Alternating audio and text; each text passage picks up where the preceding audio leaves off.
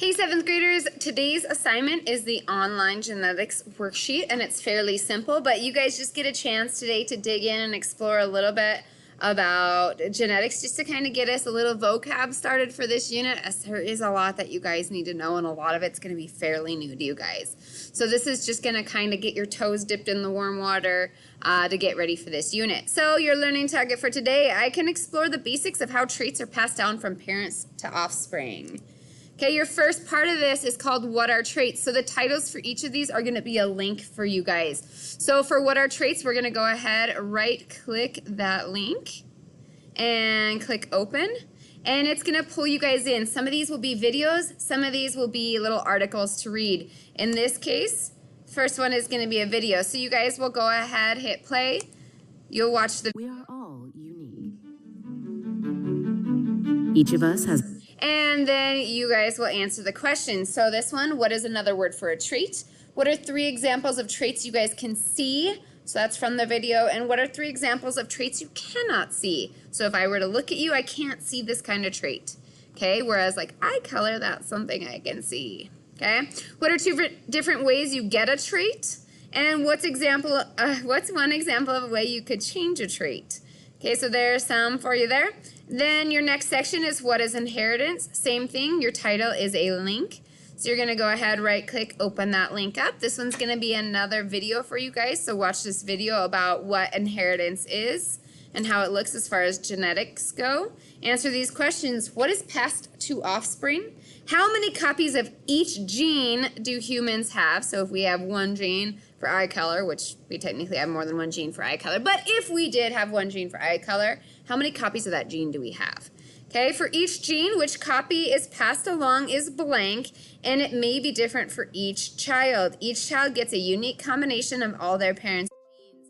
This mixing contributes to genetic variation. So if you guys were to compare you and your siblings, if you have any, why aren't you guys identical if your parents are both passing down genes? Okay, how much DNA does a child share with their grandparents?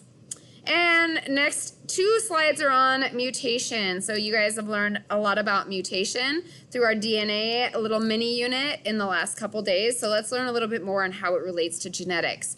So this one again is a little video for you guys, so you get to learn a little bit more about the structure of DNA and how a mutation would look, which again, you guys should be professionals at this by now.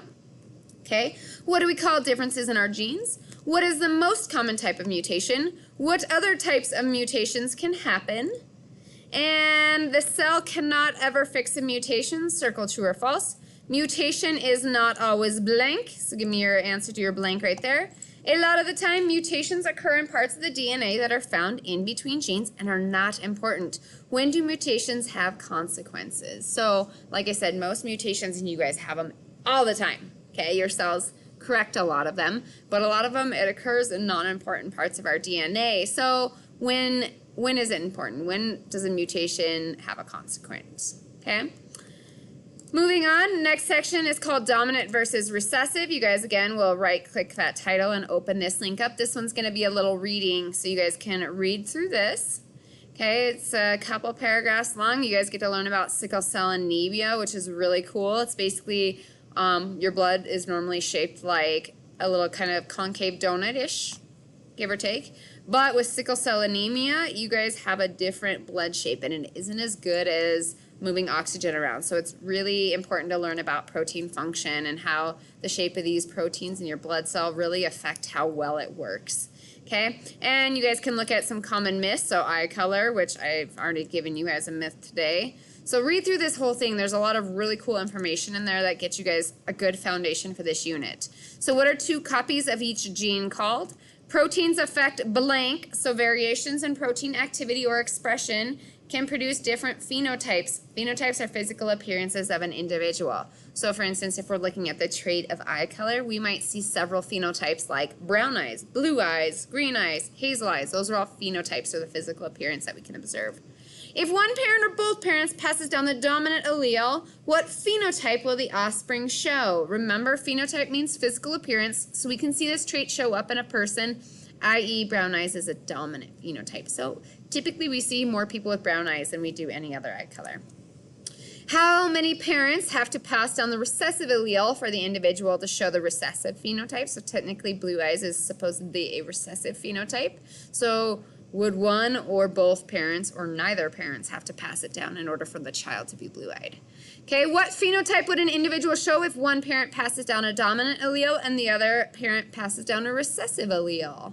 Okay, so that really focuses on this vocab that we're going to talk about, dominant and recessive. So if you have one dominant and one recessive allele, what's the kid going to look like?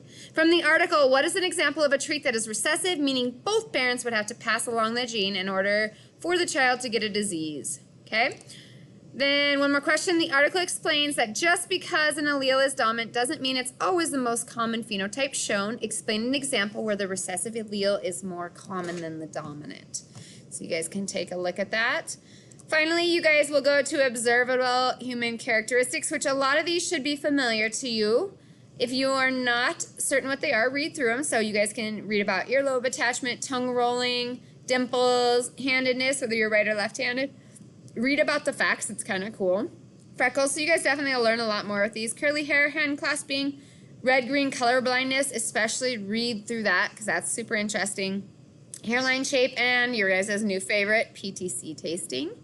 And what you guys will do is you guys will circle or highlight. You'll go up to your draw tool and highlight what you guys have. So if I were doing this, I'd say, all right, my ears are free. I am a tongue roller. I have no dimples. I am right-handed. I have no freckles. I have curly hair, believe it or not. You guys never see it like that. Hand clasping, my right goes on top. I have regular vision. I have a baby widow's peak, and I am a non-taster lucky ducky. Okay, so you guys will go ahead and do the same thing for yours. Again, read through those because there's some really cool information you guys will learn about in there. Finally, your last thing is to click on this little article of PTC. You guys get to learn something cool about PTC. So I didn't answer a ton of your questions the other day. So hopefully you guys get some of your questions answered in this. So you guys will find out where this whole thought of how PTC is a genetic trait, whether you guys can taste it or not. So read through this. And then you guys can give me 4 things that you learned about that were really cool, okay, based on that PTC article. Once you're done with that, you guys can go ahead and hand it in, and I hope you're having a great day. I'll talk to you soon. Bye.